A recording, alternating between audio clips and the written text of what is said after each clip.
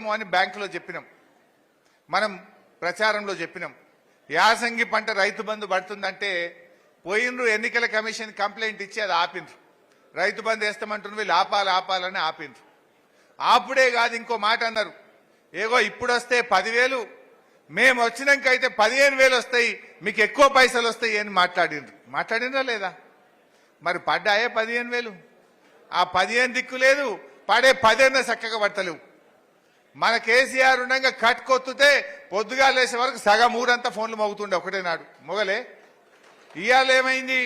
ఆ 10,000 పడ్డాయా? ఒక్కసారి చూడండి ఏమన్నారు ఆ రోజు ఏమన్నారు? 10 కాదు 15 ఇస్తాము అన్నారు. 15,000 రూపాయలు ఇస్తున్నాం. ఇప్పుడు తీసుకుంటే 10,000 వస్తుంది రైతు బంధు. కాంగ్రెస్ అధికారంలోకి వస్తే 15,000 వస్తాయి. రైతు బంధు చెప్పారు రేవంత్ రెడ్డి గారు. ఏమంటారు? చెప్పు తీసుకొని కొడతా ఇంకేవడన్నా మళ్ళా మాట అంటే, చెప్పు తీసుకొని కొడతా ఇంకేవడన్నా మళ్ళా మాట అంటే. ఈయన కాదు, కోమటిరెడ్డి వెంకటరెడ్డి కూడా అన్నాడు. అది ఉన్నది.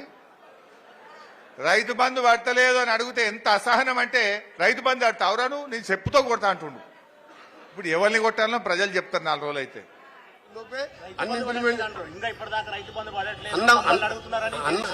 అన్నవారిని మీరు చెప్పుతో కొట్టండి, అంత ధైర్యం లేదు. ఇవాళ మాకు 100 రోజులు టైం అడిగినాం, 100 రోజుల లోపే అన్ని ఇంప్లిమెంట్.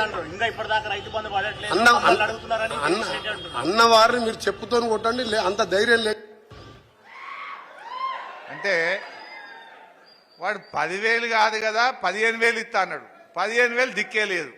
పోనీ ఆ ఇచ్చే 10,000 ఇంకెప్పుడు ఇస్తావు? ప్రజలు అడుగుతున్నారు, రైతులు అడుగుతున్నారు అంటే ఎవడన్నాడు వాడిని చెప్తాం కొట్టుర్రు అంటుండు. ఇంకో మంత్రి ఉన్నది రైతు బంధు, నేను మాట్లాడకూడదు మా అక్కచెల్లెళ్ళు ఉన్నారు కానీ, ఇంకొక మంత్రి ఉన్నది రైతు బంధు రాలేదు అంటే అని అడుగుతున్నారంటే గంత ఉత్సాహతలేదా అని మాట్లాడింది ఇంకొక మంత్రి.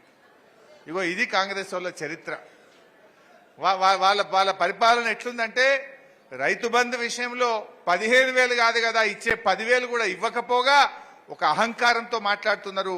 వాళ్ళు ఎవరైనా మాట్లాడితే మరి దాడికి దిగుతున్నటువంటి పరిస్థితి కూడా ఇవాళ మనం చూస్తా ఉన్నాం.